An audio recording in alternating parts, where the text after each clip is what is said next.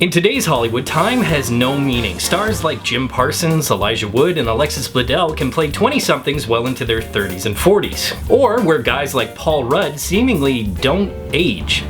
Seriously, that dude's probably a vampire. And while movie audiences are arguably more critical, we are still patient. We don't mind waiting over a decade for the next installment of our favorite film franchise. And this past calendar year is a perfect example of what can happen. Sometimes you get The Force Awakens and box office records are broken. And sometimes you get Zoolander 2. So, in tribute to these long-awaited cinematic letdowns, let's take a look at the top 5 movie sequels that weren't worth the wait on this, The Real School Countdown.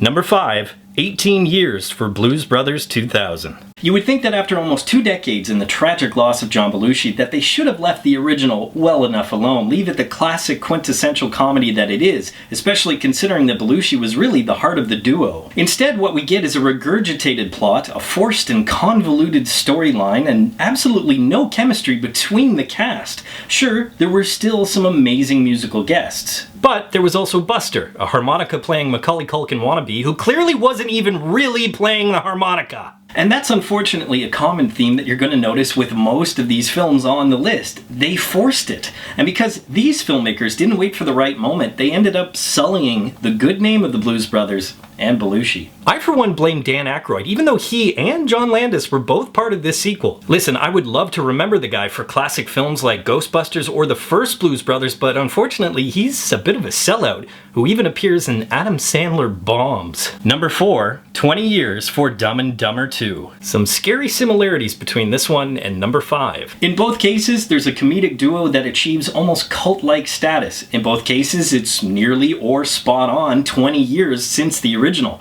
And in both cases, it's once again all about timing. It doesn't help that right now the Farrelly brothers are on a terrible cold streak. Now granted, the comedic sibling duo had early success with the original Dumb and Dumber and There's Something About Mary. But since then, it's been Shallow Hal, Stuck on You, Fever Pitch, Hall Pass, and The Three Stooges. It's bad enough they gave Jimmy Fallon a chance to make another movie, but the reality is they took some genuinely funny people and made them look genuinely unfunny, because this sibling duo seemingly forgot what funny is. Number 3, 12 Years for Terminator 3. So let's get away from comedies that didn't make you laugh and get to action movies that unfortunately you kind of laughed at. I don't think I'm alone in saying that Terminator 2 Judgment Day is one of the best action films of all time. It gave birth to countless catchphrases and solidified the iconic status of both James Cameron and Arnold Schwarzenegger. But after children of the 90s grew up into 20-somethings of the 21st century, we were given T3, a film that terminated everything good about the previous 2 Terminator films.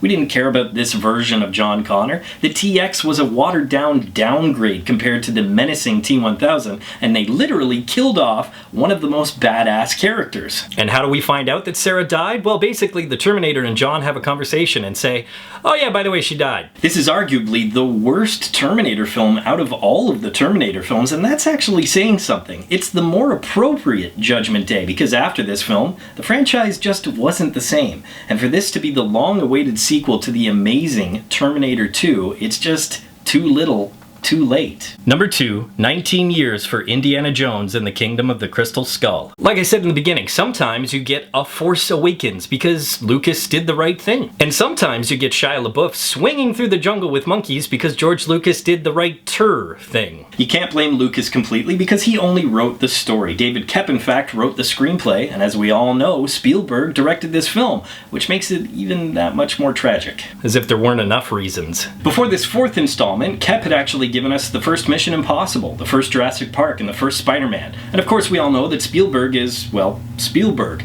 But both men were reduced to LaBeouf monkeys, aliens, and senior citizens riding through the air in A-bomb-proof refrigerators. On top of that, they wasted an epic ensemble cast including Hurt, Broadbent, Winstone, Blanchett, and fan favorite Karen Allen. And unfortunately, as it stands now, this is the last film in the franchise. Not The Last Crusade, which, let's be honest, was near perfect. The only thing worse than waiting 19 years to sully a fantastic film franchise and make you forget an almost near perfect previous chapter is waiting almost the same amount of time to ruin what could be considered 2 of the greatest films of all time. Number 1, 16 Years for The Godfather Part III. Before some of you jump all over me and say, how dare you put a Godfather film on this list, let's just put things in perspective. Did it complete the trilogy? Absolutely, without a doubt. Did it add anything to this already great cinematic saga?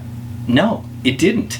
Granted, Andy Garcia garnered an Oscar nomination, and the final scene of Michael's death is lonely and tragic, but otherwise, let's be honest, we all remembered it for Sofia Coppola. Sad to say, this film may be the originator of what I'm calling the trilogy curse, how the third installment of a trilogy is never quite as good as the previous two films.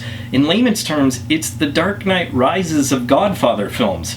Yeah, people may like it, it stands on its own, it's an okay film, but compared to the previous one, just not worth the wait. Agree or disagree with the list? Leave your picks for top 5 in the comments section below. Be sure to subscribe to Real School, follow me on Twitter, and of course, if you get anything out of Real School, you can always give a little back. Just click the link and you can become part of my Patreon team. But until next time, school's out.